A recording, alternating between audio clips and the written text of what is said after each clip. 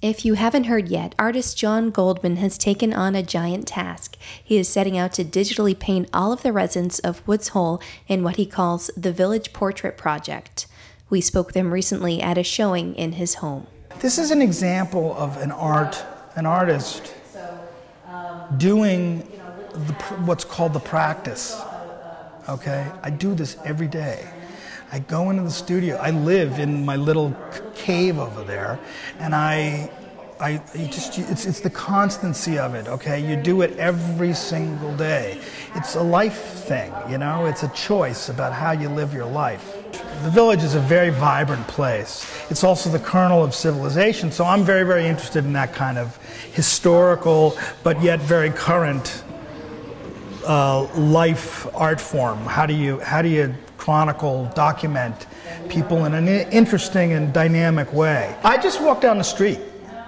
You know, it's that simple. I really want it to be immediate. I want it to be almost thoughtless, like you're not thinking about it. It's not something you're dwelling on in any way.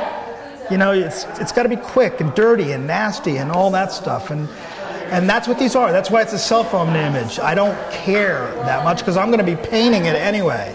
Sometimes the backgrounds are specific. Some of them are just so freeing. Everything's like tight and you're trying to make the face and you're trying to get the sense of who the person is, that it's just loose. And I just play with different brushes, and there are brushes. Even though it's a stylus that I'm using, the actual output could be a splat, or a splatter, or a drip, or a slash, or whatever. I mean, there's hundreds of them. And each one changes. The color may have something to do with what they do. It's not like the art world in a traditional sense where I'm coming from, which is all about money now.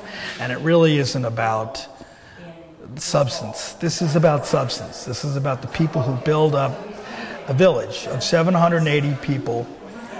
That's what the U.S. Census says in 2010. And I'm basically using it as a benchmark. I always say, shoot me when I get to 350. I'm at 160 now. So, and it takes a lot of time. My hands are all good. I got carpal tunnel surgery, and they're all good this summer. But last winter, I just cranked. I like the snow. You know, I don't have to go anywhere. My studio has radiant heat, warmer than most parts of the house. You can walk around barefoot.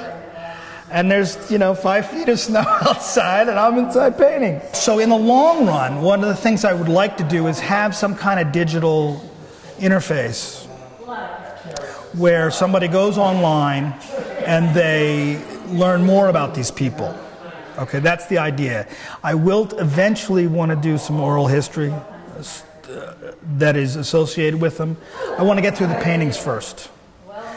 So what I'm saying when I say this is a life choice, it's going to take my life to do this. I come out of this school at MIT called the Center for Advanced Visual Studies, and one of the things we're trying to do is to push new